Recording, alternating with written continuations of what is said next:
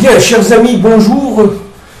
Nous allons donc continuer. Nous sommes arrivés à la page 33 de Tzuketan et nous allons, avec l'aide de Dieu, approfondir, comme d'habitude, et essayer de raisonner ensemble sur les événements qui sont évidemment, somme toute, actuels. Premier point très important, et nous l'avons vu plusieurs fois, c'est que les pays amis, ennemis, en fait, d'Israël, cherchent à déconnecter, couper, séparer le peuple du retour, le peuple hébreu, de retour sur sa terre avec son Dieu. Et le but absolu, c'est que la royauté, en hébreu, je répète, ça s'appelle la malchout, la royauté du Dieu un ne resplendit et ne resplendira jamais dans ce monde, sur la terre. Et c'est un problème, évidemment, crucial, puisque c'est la négation du projet créateur. C'est la négation du projet prévu par le Créateur à Bereshit, à travers son peuple, essayer tout simplement d'une manière d'abord furtive, puis d'une manière, disons, révélée, s'annoncer et travailler, entre guillemets, évidemment, avec l'homme sur terre. L'homme étant, par rapport à Dieu, un associé. Alors, ce qui est très important de comprendre, c'est que Dieu a créé donc ce peuple hébreu, juif, Israël devenant hébreu, à partir des pères. C'est-à-dire que Abraham, Yitzhak et Yaakov, qui ont étudié, si vous voulez, dans la yeshiva, dans la tente, on dirait, de Ever étant évidemment la Havor, étant l'hébreu, celui qui est capable de passer d'un monde à l'autre, celui qui est capable de faire un pont entre deux mondes et entre plusieurs mondes, eh bien, ces pères absolument essentiels, eh bien, ont porté en eux un travail intérieur et une fonction qui était la fonction de révélation de la fonction pnimite, interne, intériorisée, n'est-ce pas, d'Israël, qui est tout simplement de reconstituer en lui Adam Arishon et de le projeter sur l'universel. Et c'est ça, si vous voulez, l'ouverture de la mer Rouge. Kiryat Yamsouf, ça veut dire la déchirure de la mer. Le Chachamim, ils disent, les maîtres du Sod, ils disent, il ne faut pas dire Yamsouf, il faut dire Yam Sof. Ça veut dire non pas la mer rouge, mais la mer de la faim. Sof, ça veut dire faim en hébreu. Sof en hébreu, pardon, veut dire faim en français.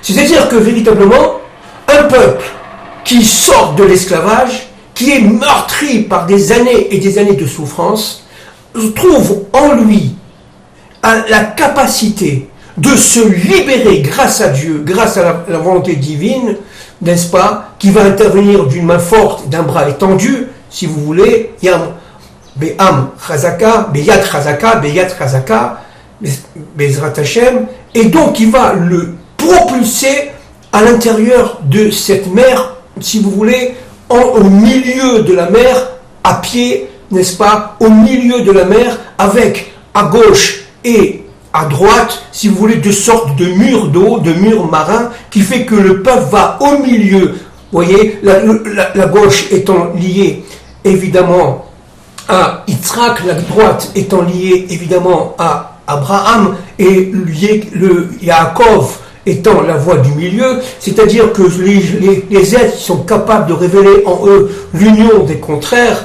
de révéler en eux cette lumière parfaite qui vient ce qu'on appelle de la lumière du Ganouz, c'est-à-dire de la lumière de Bereshit, la lumière essentielle qui a été donnée par Dieu à son peuple. Eh bien, ce peuple-là qui est capable de retrouver le Dieu de ses pères, d'Abraham, d'Isaac et de Jacob, pour le propulser propulser, pour propulser la parole dans l'universel, c'est-à-dire véritablement à la fin des temps de l'histoire, Yam Sof, n'est-ce pas, la mer de la fin, c'est-à-dire qu'au début, le peuple d'Israël reçoit la mission par Abraham, Isaac et Jacob, et il va, grâce à la voie moyenne, l'ouverture de la mer, eh bien, il va se lancer par une émouna de feu, par une foi, diront en français, mais c'est un mot très très mal traduit, par une émouna de feu qui fait que le peuple va sortir vainqueur de ce combat pour apporter à l'humanité la lumière divine, éternelle et universelle. Alors si vous voulez, ça c'est très très important. Parce qu'il y a, si vous voulez, un temps du début, le temps d'Abraham, d'Isaac et de Jacob, qui va se perpétuer toute l'histoire. Et qu'est-ce que c'est que cette traversée de la mer? C'est tout simplement le décodage, la capacité qu'aura le peuple, chacun évidemment à son niveau, à comprendre dans son intériorité, n'est-ce pas, et une intériorité qu'il faudra extérioriser, qu'il faudra quelque part extérioriser vers l'universel, vers l'environnement, et bien au cours de chaque période de l'histoire, du Aleph à Tav, jusqu'à la fin des temps, Yam Sof, et bien à partir de ce moment-là, ce peuple-là va traverser la mer Rouge, va traverser la mer avec évidemment toutes sortes de peurs, toutes sortes de souffrances, et notamment évidemment la peur de ne pas mériter,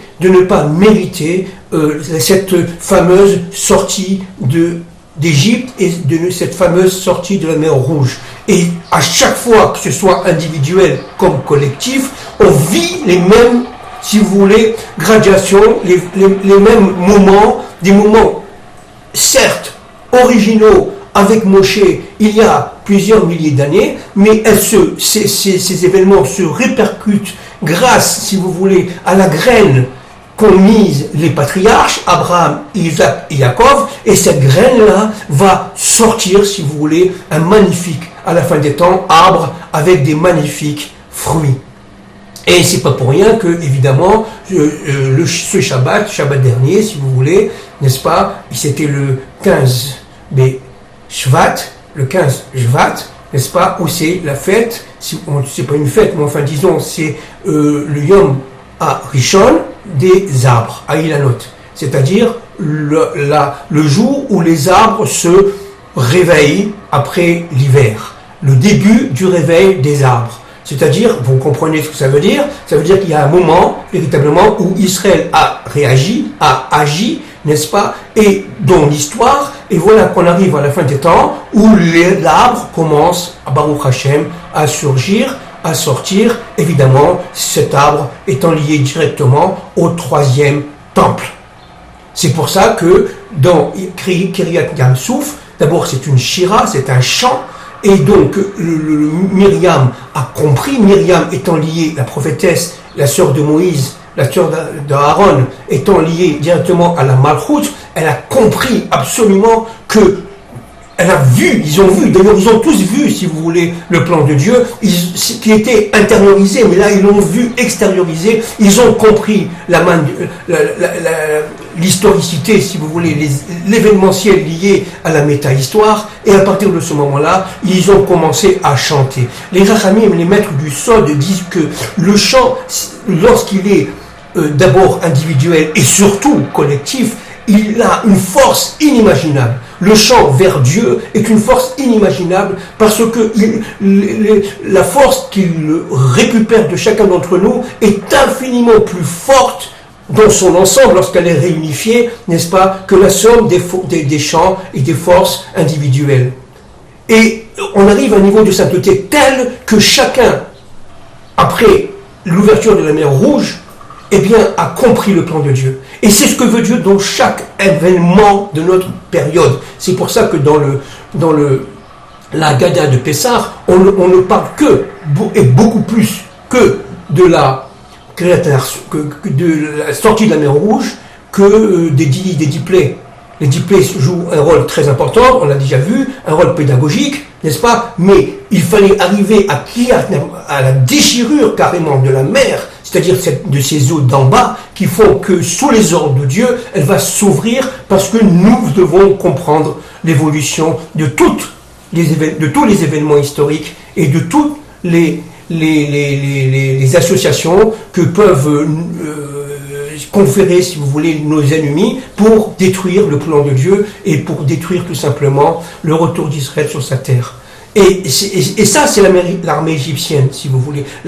Ici, il y a deux forces, d'accord, qui sont absolues et qui existent dans la paracha Béchalar. Vous avez la force de Paro étant une force d'impureté avec toute son armée qui font que Mitzraïm ne peut pas vivre sans les plaies Israël. Ils ont besoin notamment des filles pour apporter la science, pour apporter la connaissance, et donc ils n'ont pas seulement besoin des esclaves, ils ont besoin du peuple juif, donc ils veulent le maintenir pour survivre, mais parce qu'ils sont complètement impurs, ils sont complètement enfouis dans, si vous voulez, j'allais dire, l'éternité de l'obscurité.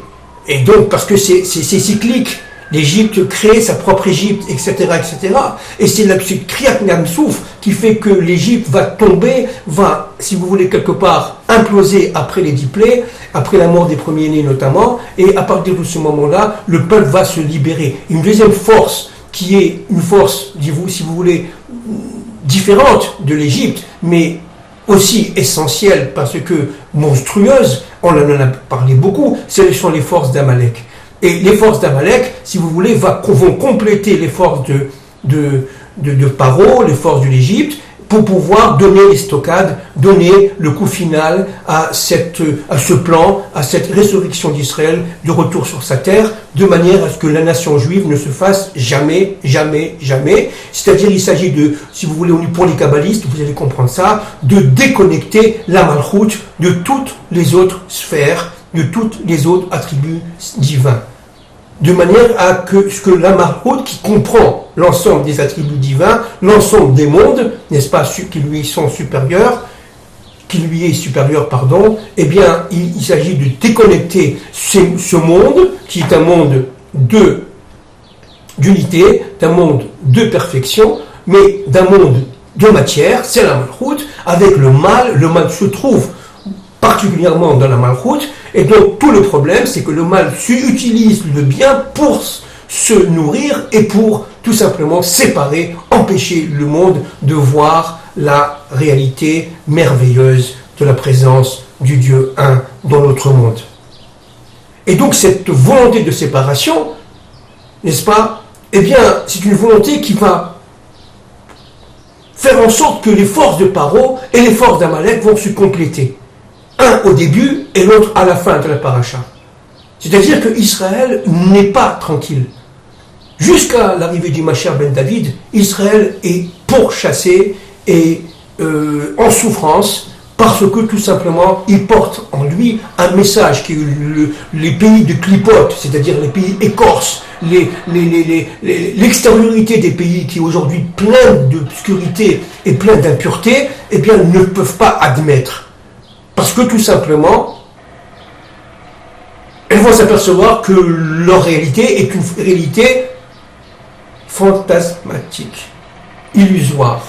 Je répète, une réalité illusoire. Ils vont s'apercevoir que tout ce qu'ils ont fait, c'était tout simplement illusoire parce qu'ils n'étaient pas dans la symbiose, dans la paix, dans cette paix qu'ils soi-disant recherchent. Ils recherchent dans cette paix universelle avec leur Dieu. Cherchant à déconnecter la Malchut des autres attributs divins, eh bien, évidemment, ils se réalisent, ils se positionnent comme étant des ennemis du Dieu un. Alors je vais continuer, s'il vous plaît, parce que c'est très très important.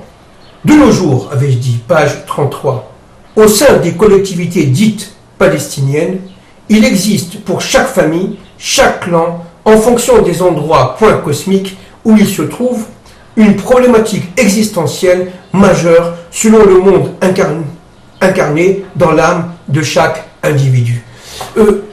Ces gens, ces collectivités, qui en fin de compte reconstituent les 7 peuples cananéens qui étaient en terre d'Israël, eh bien, ces gens-là, eux-mêmes, comme je le dis l'autre fois, sont déchirés, famille par famille. Elles sont déchirées parce qu'il y a des âmes qui sont des âmes dites perdues, des âmes amalécites, que malheureusement il faudra détruire, mais vous avez aussi des âmes, qui sont douées, n'est-ce pas, d'un certain niveau de sainteté, qui sont capables de comprendre et qui sont acceptables et acceptés par, si vous voulez, la collectivité d'Israël, et que ces gens-là n'ont rien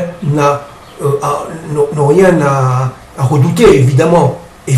Donc, si vous voulez, il y a au sein des familles ce qu'il y a au sein des familles juives en provenance, si vous voulez, d'Abraham, d'Isaac et de Jacob, et en voie de réalisation de l'être hébreu. Ces familles juives sont, elles aussi, à la fin des temps, au temps du retour, déchirées. Alors, si vous voulez, vous avez les familles juives déchirées et les familles cananéennes, elles aussi, déchirées. Les familles juives de Rouslaretz, de la Galoute, si vous voulez, ont du mal effectivement à s'accrocher au projet créateur, parce que le projet créateur qui est en eux, qui est en elles, dans ces familles-là juives, eh bien, est extrêmement enfoui en elles-mêmes, extrêmement caché, et Bezrat Hashem, il faudra un miracle pour les sauver et les délivrer de la force de l'Égypte. Et donc ces familles, qu'on appelle cananéennes, eh bien, ont été quelque part l'instrument d'un plan qui est un plan absolument, j'allais dire, satanique, un plan absolument détestable. Je vais vous donner, par exemple, la lecture d'un texte extrêmement important, court, qui a été, si vous voulez, écrit, on va en parler tout à l'heure, et cité par un très bon ami à moi, qui s'appelle Guy Millière, et Guy Millière étant un non-juif, mais nous avons à peu près la même formation universitaire française, et Guy Millière aujourd'hui vit en Amérique, et c'est un très grand ami d'Israël, et vraiment il propose tout simplement si vous voulez, une solution qui colle avec la réalité. Il s'agit tout simplement de décanter dans ces familles dites palestiniennes les âmes qui sont des âmes tout simplement amalécites, qu'il faudra détruire, et les autres. Et surtout, il dit que le peuple palestinien a été, en fin de compte, créé, d'accord, par les Occidentaux, au début des années 60, pour détruire l'État d'Israël.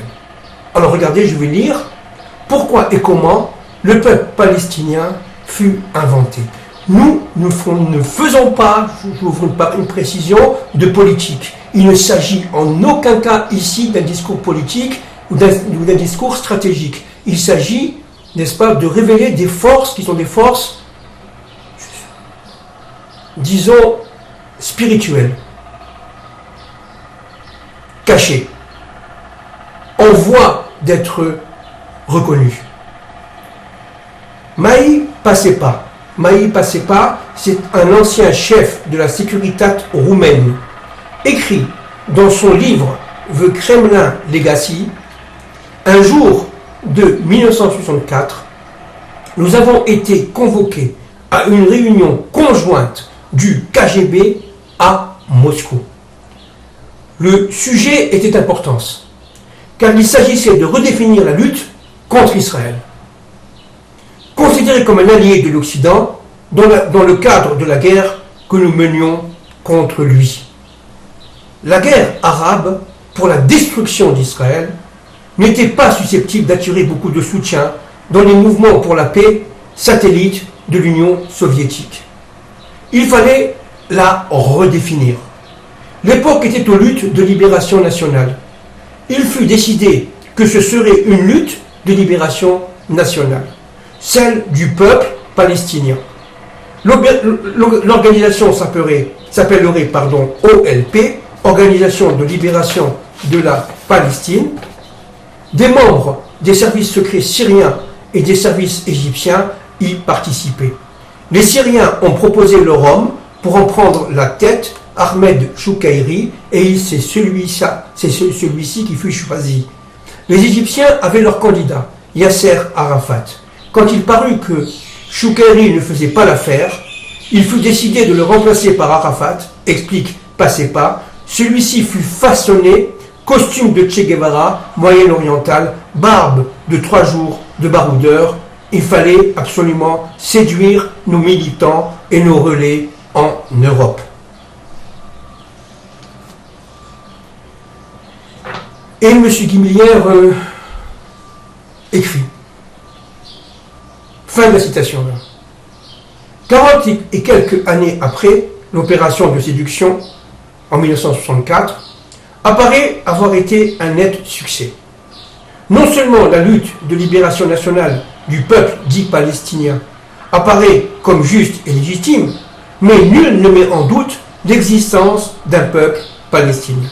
Personne n'ose dire que ce peuple a été inventé de toutes pièces à des fins de propagande. Personne ne semble vouloir s'en souvenir. Alors ce qui est très très intéressant ici, évidemment, fin de citation, et je reviens aux commentaires, ce qui est très très important ici, c'est de comprendre que le combat réel se fait contre, en fait, Esav, qui devient Édom. Et ça vous comprenez. Édom, en aucun cas, ne veut de la réalisation de ce plan de Dieu.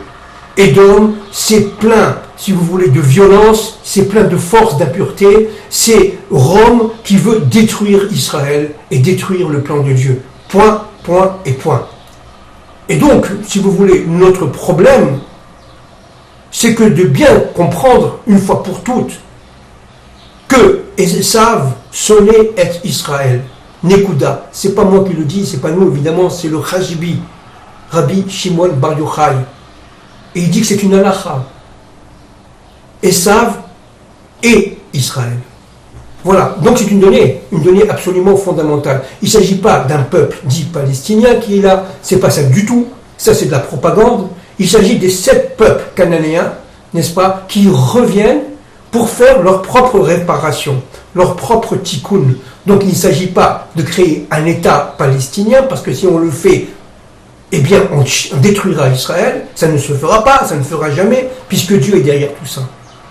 Et chaque pays qui cherche à développer politiquement, et là je répète, ce que je dis, ce n'est pas un discours politique, chaque pays qui veut politiquement créer cet État palestinien, et bien lui-même aura le problème palestinien en lui, chez lui.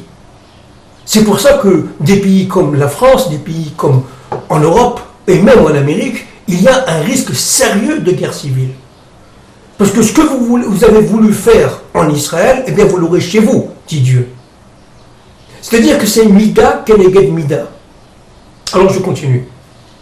Par exemple, dans une même famille cananéenne, telle âme descend des Hittites et veut quitter Israël, l'autre veut rester et se battre, etc., etc. Et l'autre veut vivre en paix avec Israël. La problématique est donc existentielle, donc essentielle.